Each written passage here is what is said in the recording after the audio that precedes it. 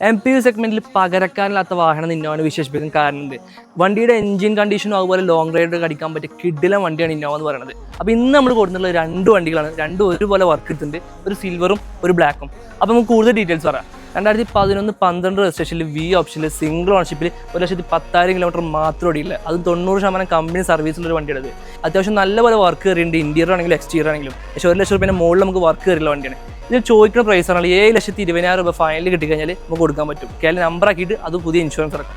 ഇനി ഇവിടെ നോക്കുകയാണെങ്കിൽ 2012 G4 second ownership 1,70,000 kilometre ഓടിയുണ്ട്. G4 ആണെന്ന് വെച്ചിട്ട് ഒരു കുറവും നമ്മൾ വരുത്തിയിട്ടില്ല. വീൻ്റെ അലവിൽ കയറിയിട്ട് ഇന്റീരിയറും എക്സ്റ്റീരിയറും അതുപോലെ നല്ലപോലെ വർക്ക് കയറിയിട്ടുണ്ട്. പാർക്കിൽ ഇൻട്രസ്റ്റ് ഉണ്ടെങ്കിൽ ബ്ലാക്ക് കളർ ഒരു കിഡിലെ വണ്ടി, കരിമ്പുലി തന്നെ പറയാം. ചോദിക്കുന്ന പ്രൈസ് ആണ് 7,30,000 രൂപയ്ക്ക് പുതിയ ഇൻഷുറൻസ് ഇറക്കും. കേരള നമ്പർ ആക്കിയിട്ട് നമുക്ക് കൊടുക്കാൻ പറ്റും.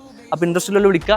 2 കിഡിലെ ഇന്നോവ നമ്മൾ വർക്ക് എടുത്ത ഒരുപോലെ വർക്ക് എടുത്ത വണ്ടിയാണ്, സിൽവറും ബ്ലാക്കും. നമ്പറുകളൊക്കെ കൊടുക്കുന്നുണ്ട്. സ്ഥലം അറിയാം, മലപ്പുറം, നിലമ്പൂർ, കൂറ്റമ്പാറ. അപ്പോൾ അടുത്ത വീഡിയോ ഇനിയും കാണാം.